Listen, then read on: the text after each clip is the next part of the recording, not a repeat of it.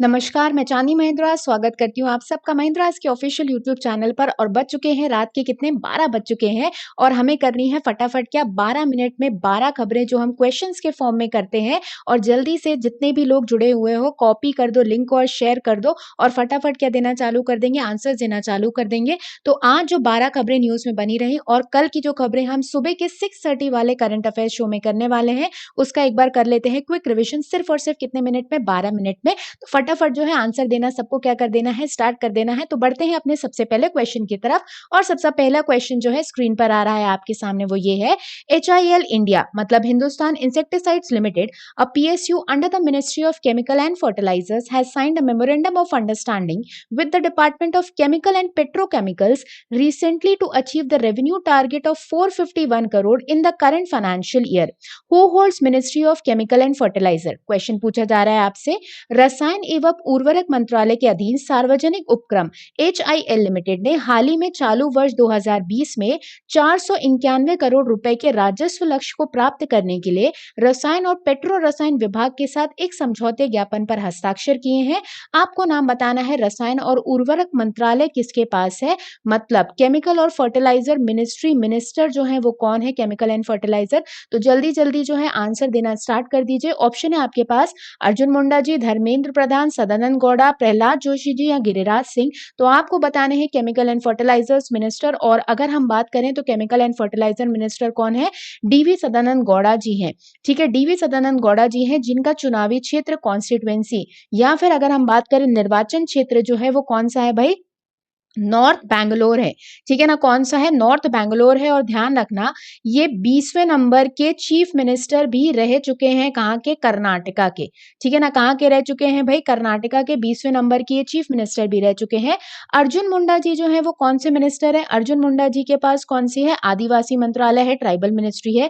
धर्मेंद्र प्रधान जी जो है वो कौन से मिनिस्टर हैं भाई, पेट्रोलियम मंत्रालय है इनके पास। और कौन सा मंत्रालय है, स्टील मंत्रालय है इनके पास।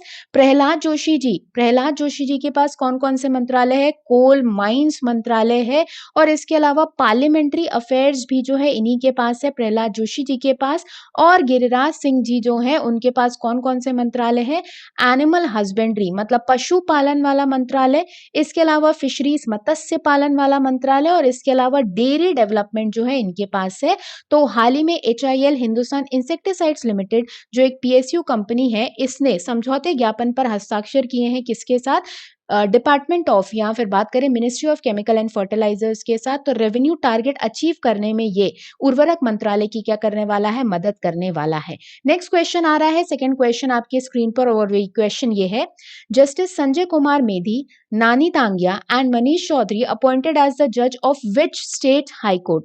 जस्टिस संजय कुमार मेघी, नानी टांगिया और मनीष चौधरी को किस उच्च न्यायालय के न्यायाधीश के रूप में नियुक्त किया गया है। तो 3 जस्टिस जो हैं इन्हें जजेस बनाया गया है हाई कोर्ट का। और कहाँ के हाई कोर्ट के इन तीनों को जजेस बनाए गए हैं, तो वो बनाए गए हैं ये तीनों जजेस कहाँ के, गुवाहाटी हाई कोर्ट के। इन तीनों को क्या बनाया गया है, जजेस बनाया गया। तो ध्यान रखना 3 जस्टिस, जस्टिस संजय कुमार मेधी, नानी टांगिया और मनीष चौधरी जी को अपॉइंट किया गया है एज अ जजेस ऑफ गुवाहाटी हाई कोर्ट। ठीक है ना, गुवाहाटी हाई कोर्ट के तीनों क्या बनाए गए हैं, जजेस बनाए गए हैं। तो बहुत बढ़िया, सब जो है फटाफट क्या देना चालू कर देंगे, आंसर्स देना चालू कर देंगे। थर्ड क्वेश्चन आ रहा है आपके स्क्रीन पर और बड़ा ही इंटरेस्टिंग है, बहुत सारे लोगों ने इसे पढ़ भी लिया होगा क्योंकि हमारे काम की बात है बिल्कुल। WhatsApp starts UPI payment service in India.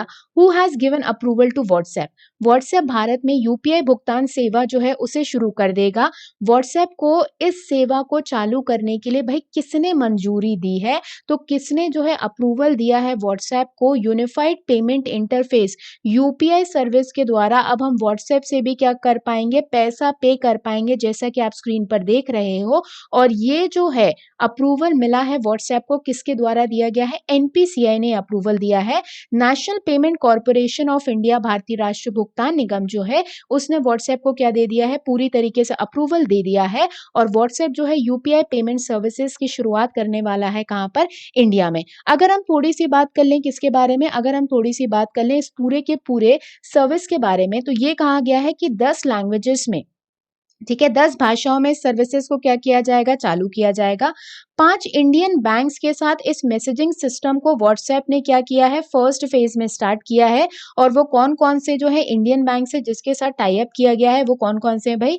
SBI है, एचडीएफसी शामिल है, आईसीआईसीआई बैंक शामिल है, एक्सिस बैंक जो है वो शामिल है, और कौन सा है? जियो पेमेंट बैंक जो है वो शामिल है। तो 5 इंडियन बैंक्स के साथ जो है फर्स्ट फेज में मैसेजिंग प्लेटफॉर्म की शुरुआत की गई है और यूजर्स जो है इस पूरे के पूरे मेथड के थ्रू पैसा ट्रांसफर भी कर पाएंगे देश में 160 बैंकों में। ठीक है ना? तो व्हाट्सएप की इसी यूपीआई सर्विस से हम दूसरे बैंक्स में फंड जो है ट्रांसफर भी कर पाएंगे। इंडिया के अंदर कितने बैंकों में? 160 बैंक्स में क्या कर पाएंगे? पैसा हम ट्रांसफर कर पाएंगे। तो अगर हम बात करें 2014 की, तो 2014 में फेसबुक इनकॉर्पोरेशन ने व्हाट्सएप को क्या कर लिया था? उसका अधिग्रहण कर लिया था, उसे एक्वायर कर लिया था। ठीक है? तो व्हाट्सएप जो है यूपीआई पेमेंट सर्विसेज की शुरुआत कर रहा है। फर्स्ट फेज में जो है कुछ यूजर्स को डाला जाएगा। वैसे व्हाट्सएप के जो है बहुत सारे यूजर्स हैं कंट्री में और कंट्री से बाहर भी। तो पहले फेज में जो है इसकी शुरुआत की जाएगी और इसको अप्रूवल किसने दिया है? हाल ही में एनपीसीआई ने अप्रूवल दिया है, national payment corporation of India ने अप्रूवल दिया है। फोर्थ क्वेश्चन आ रहा है स्क्रीन पर और वो क्वेश्चन ये है, prime minister Narendra Modi ji and Italian prime minister hold bilateral summit through video conferencing. Name the prime minister of Italy. प्रधानमंत्री नरेंद्र मोदी जी और इटली के प्रधानमंत्री ने वीडियो कॉन्फ्रेंसिंग के माध्यम से सम्मेलन किया है। द्विपक्षीय शिखर सम्मेलन आयोजित किया गया है। आपको बताना है कि इटली के प्रधानमंत्री कौन है। ठीक है? आपको बताना है इटली के प्राइम मिनिस्टर का नाम, और इटली के प्राइम मिनिस्टर का नाम जो है वो क्या है? Professor Giuseppe Conte. ठीक है? प्रोफेसर जो है गुसेप कॉन्टे जो है ये इटली के कौन है? प्राइम मिनिस्टर हैं। तो मोदी जी और इटली के प्राइम मिनिस्टर ने मिलकर समझौते ज्ञापन पर क्या किए हैं? हस्ताक्षर भी किए हैं और वीडियो कॉन्फ्रेंसिंग के थ्रू सम्मेलन भी हुआ है। टोटल अगर हम बात करें तो इंडिया और इटली के बीच में 15 अग्रीमेंट पर क्या किए गए हैं? साइन किए गए हैं। तो इटली की कैपिटल क्या है? रोम है और करेंसी क्या है? यूरो है। अगर हम बात करें अल्फा कॉन्डे की, तो अल्फा कॉन्डे हाल ही में बने थे कहाँ के प्रेसिडेंट?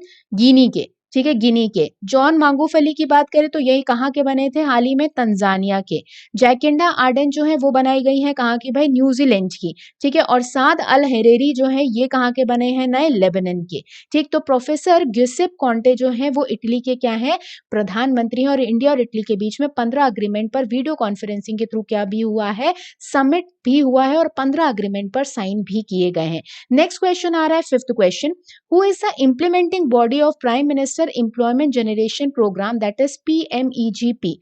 प्रधानमंत्री रोजगार सृजन कार्यक्रम पीएमईजीपी का कार्यवहन निकाय कौन करता है? तो प्रधानमंत्री एम्प्लॉयमेंट जनरेशन प्रोग्राम जो है इसकी इम्प्लीमेंटिंग बॉडी कौन है? इसे पूरी तरीके से जो है लागू कौन करता है? इस पूरी की पूरी योजना को चलाता कौन है? तो ऑप्शन है स्किल डेवलपमेंट कौशल विकास मंत्रालय, केवीआईसी, श्रम मंत्रालय, वित्त मंत्रालय या फिर गृह मंत्रालय। तो इसे पूरी तरीके से इम्प्लीमेंट कौन करता है?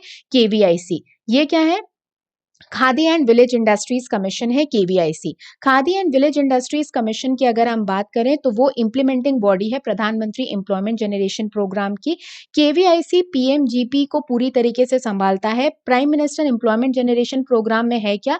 जो नए उद्योग हैं उन्हें खोलने के लिए क्या दिया जाता है? बैंकों के थ्रू सरकार लोन प्रोवाइड करती है। ठीक है? 18 साल से ऊपर जो लोग हैं और जो 12वीं पास कर चुके हैं, 12th पास कर चुके हैं, सरकार उन्हें अपना उद्योग डालने के लिए इस योजना के तहत क्या प्रोवाइड करती है? लोन प्रोवाइड करती है, जिसे केवीआईसी पूरी तरीके से क्या करता है? उसका कार्यवहन करता है, उसकी इंप्लीमेंटिंग बॉडी है। और ये है Khadi and village industries commission. क्या है? Khadi and village industries commission. और केवीआईसी की शुरुआत कब हुई थी?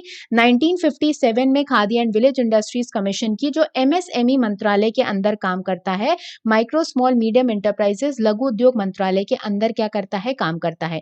तो प्रधानमंत्री एम्प्लॉयमेंट जनरेशन प्रोग्राम की ये एक इंप्लीमेंटिंग एजेंसी है। अब इंपॉर्टेंट क्या है कि न्यूज में ये बना रहा कि ये कहा गया है कि पीएमईजीपी में लोगों ने बहुत फ्रॉड किए हैं, मतलब बेवजह लोगों से क्या किया गया है? पैसा लिया गया है, जबकि ये पूरी की पूरी योजना जो है गवर्नमेंट के थ्रू चलाई जाती है और बैंकों में डायरेक्टली फंड क्या किया जाता है? ट्रांसफर किया जाता है। तो लोगों ने इस पर बहुत सारे फ्रॉड्स भी किए हैं। जो उद्योग लगा रहे थे लोग, उनसे पैसा ले लेकर क्या किया है? फ्रॉड किए हैं और पैसा लेकर भाग गए हैं। ठीक है? नेक्स्ट क्वेश्चन आ रहा है sixth question, government disbursed over 42 42,700 crore under OROP scheme in 5 years. What is the full form of OROP? 5 वर्षों में OROP योजना के तहत 42,700 करोड़ से अधिक की राशि का वितरण सरकार ने किया है। आपको OROP का पूर्ण रूप बताना है, OROP का फुल फॉर्म बताना है। तो हाल ही में गवर्नमेंट ने ये जो है पूरा का पूरा डेटा निकाला है कि उसने 5 सालों में, ठीक है, 5 सालों के अंतर्गत 42,700 करोड़ जो है वो डिसबर्स कर दिए हैं। इतना लोन जो है, इतनी राशि सॉरी जो है प्रोवाइड की है। तो आपको OROP का फुल फॉर्म बताना है। ये एक स्कीम है जिसका फुल फॉर्म क्या है? ऑप्शन क्या है? 1 rank 1 person, 1 region 1 person, 1 rank 1 pension, only region only person, या इनमें से कोई भी नहीं। तो जल्दी से जो है आंसर प्रोवाइड कर दीजिए। और बिल्कुल सही आंसर जो है आने लग गए, मैं देख रही हूँ। और आंसर क्या है भाई? 1 रैंक 1 पेंशन स्कीम, ठीक है, 1 रैंक 1 पेंशन स्कीम। अगर हम बात करें 1 रैंक 1 पेंशन स्कीम की, तो ये किसके लिए है भाई? किसके लिए है? डिफेंस पर्सनल्स के लिए है, ठीक है। जो लोग डिफेंस पर्सनल्स हैं, डिफेंस में काम करते थे, उनके लिए ये योजना की शुरुआत की गई थी। डिफेंस पर्सनल्स के लिए इस योजना की शुरुआत की गई थी 1 रैंक 1 पेंशन स्कीम की। और 1 रैंक 1 पेंशन स्कीम जो है, इसकी शुरुआत कब से हुई थी? ध्यान रखना, 2014 से, ठीक है। कब से ये लागू किया गया था, इफेक्टिव हुआ था 1 जुलाई 2014 से। मतलब क्या था इसमें? एक रैंक पर, ठीक है ना, 1 रैंक पर जितने भी डिफेंस या फिर आर्मी पर्सनल्स हैं या डिफेंस पर्सनल्स हैं, ठीक, तो 1 रैंक पर है।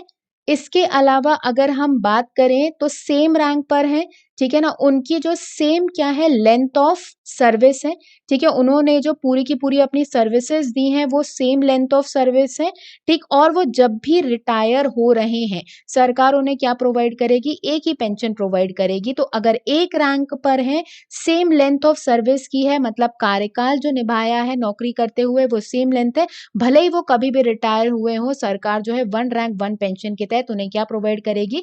पेंशन जो है वो प्रोवाइड करेगी, ठीक है ना। तो OROP का फुल फॉर्म क्या है? 1 रैंक 1 पेंशन स्कीम है। ये किसके लिए है? रिटायर्ड डिफेंस पर्सनल्स के लिए है, जो डिफेंस पर्सनल रिटायर्ड हो गए थे। और OROP स्कीम की शुरुआत कब की गई थी? 1 जुलाई 2014 में इसकी शुरुआत की गई थी। नेक्स्ट क्वेश्चन आ रहा है 7 क्वेश्चन स्क्रीन पर, और वो क्वेश्चन ये है आपकी स्क्रीन पर। India and Philippines vote to strengthen defence engagement maritime corporation, what is the currency of Philippines? Bharat और फिलीपींस ने रक्षा सहयोग, समुद्री सहयोग को मजबूत करने का संकल्प लिया है। फिलीपींस की मुद्रा क्या है? तो हाल ही में इंडिया और फिलीपींस के बीच में जो है बातचीत हुई है। इसके अलावा दोनों ने ये डिसाइड किया है कि वो एक दूसरे के रक्षा में क्या करेंगे? सहयोग करेंगे, डिफेंस में एक दूसरे की मदद करेंगे, समुद्र में सहयोग करेंगे, ठीक है, मरीन सबमरीन्स इन सब में टेक्नोलॉजीज में सहयोग करेंगे। आपको बताना है फिलीपींस की क्या? आपको बताना है फिलीपींस की क्या? करेंसी, ठीक है। तो फिलीपींस की कैपिटल तो क्या है भाई? मनीला है। फिलीपींस की कैपिटल तो क्या है? मनीला है। और करेंसी भी पी से ही है, और वो कौन सी है? पेसो। फिलीपींस की करेंसी क्या है? पेसो है। नेक्स्ट क्वेश्चन आ रहा है स्क्रीन पर, 8th question. 22 researchers of which IIT featured in the list of world top scientist. 22 भारतीय प्रौद्योगिकी संस्थानों के शोधकर्ताओं को दुनिया के शीर्ष वैज्ञानिकों की सूची में डाला गया है। कौन से IIT के 22 रिसर्चर्स को, कौन से IIT के 22 शोधकर्ताओं को टॉप लिस्ट में डाला गया है, वर्ल्ड के टॉप साइंटिस्ट के लिस्ट में? तो ऑप्शन है IIT मुंबई, चेन्नई, खड़गपुर, गुवाहाटी की रुड़की। तो सही ऑप्शन जो है वो कौन सा है भाई? सही ऑप्शन है कौन सा? IIT गुवाहाटी। तो IIT गुवाहाटी की अगर हम बात करें तो IIT गुवाहाटी के 22 फैकल्टी मेंबर्स और रिसर्चर्स को वर्ल्ड के टॉप साइंटिस्ट की लिस्ट में डाला है किसने? स्टैनफोर्ड यूनिवर्सिटी, जो कहाँ की है? USA की। तो भाई इंडियंस जो है हर जगह अपना नाम क्या कर रहे हैं? बिल्कुल रोशन कर रहे हैं। नेक्स्ट क्वेश्चन आ रहा है 9th क्वेश्चन।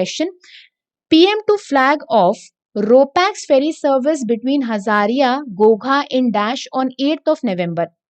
मोदी जी जो हैं 8 नवंबर को हजारी घोघा के बीच में रोपैक्स नौका सेवा को हरी झंडी दिखाएंगे, ठीक है। 8 नवंबर को क्या दिखाएंगे? हरी झंडी दिखाएंगे। अब ये रोपैक्स फेरी सर्विस क्या होती है? रोल इन रोल आउट सुना होगा आपने। रोपैक्स का क्या होता है? Roll in roll out ferry service है।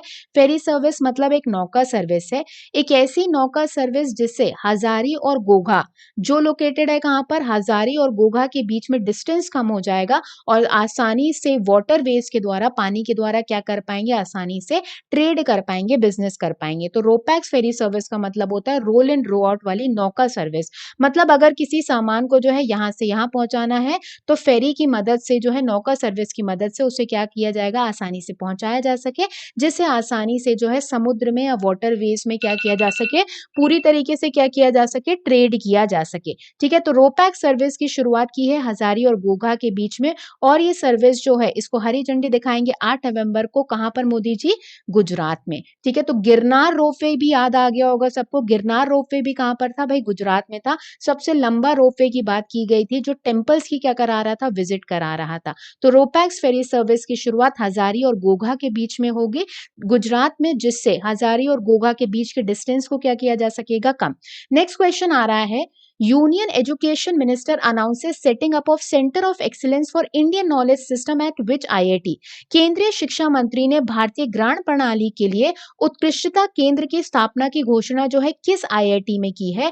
तो हाल ही में यूनियन एजुकेशन मिनिस्टर की बात करें तो रमेश निशांक पोखरियाल जी ने एक सेंटर ऑफ एक्सीलेंस बनाया है, किसके लिए? इंडियन नॉलेज सिस्टम के लिए। उत्कृष्टता केंद्र जो है भारतीय ज्ञान प्रणाली के लिए पूरी तरीके से बनाया गया है। ये किस आईआईटी में जो है सेटअप करने की बात कही गई है? तो ये सेटअप होगा कहां पर भाई? आईआईटी खड़गपुर में। कहां पर सेटअप होगा ये? आईआईटी खड़गपुर में से क्या किया जाएगा, सेटअप किया जाएगा। नेक्स्ट क्वेश्चन की तरफ बढ़ रहे हैं, 11th question. National cancer awareness day is celebrated on. राष्ट्रीय कैंसर जागरूकता दिवस कब मनाया जाता है? ये नेशनल कैंसर डे की बात हुई है, राष्ट्रीय कैंसर जागरूकता दिवस के बारे में बात की जा रही है। और नेशनल कैंसर डे जो है वो सेलिब्रेट किया जाएगा कब? कब सेलिब्रेट किया जाएगा भाई? 7 नवंबर को क्या किया जाता है, सेलिब्रेट किया जाता है। ठीक है, अगर मैं बात करूं 4 फरवरी को, तो 4 फरवरी को क्या होता है? वर्ल्ड कैंसर डे होता है। ठीक है ना, विश्व कैंसर जो है दिवस मनाया जाता है। 5 नवंबर को अभी कौन सा दिवस मनाया गया था? Tsunami awareness day. Tsunami awareness day जो है वो सेलिब्रेट किया गया। 7 अप्रैल को क्या मनाया जाता है? वर्ल्ड हेल्थ डे, विश्व स्वास्थ्य दिवस, क्योंकि 7 अप्रैल 1948 में क्या बना था? WHO, World Health Organization. 8 मई को क्या बनाया जाता है भाई? Red cross day. सबने ही रेड क्रॉस सोसाइटीज के बारे में सुना होगा। इंटरनेशनल रेड क्रॉस सोसाइटी जो है, ठीक है, इंटरनेशनल रेड क्रॉस सोसाइटी जो है उसे 3 बार नोबेल पीस पुरस्कार से भी नवाजा जा चुका है। तो रेड क्रॉस डे मनाया जाता है कब? 8 नवंबर को।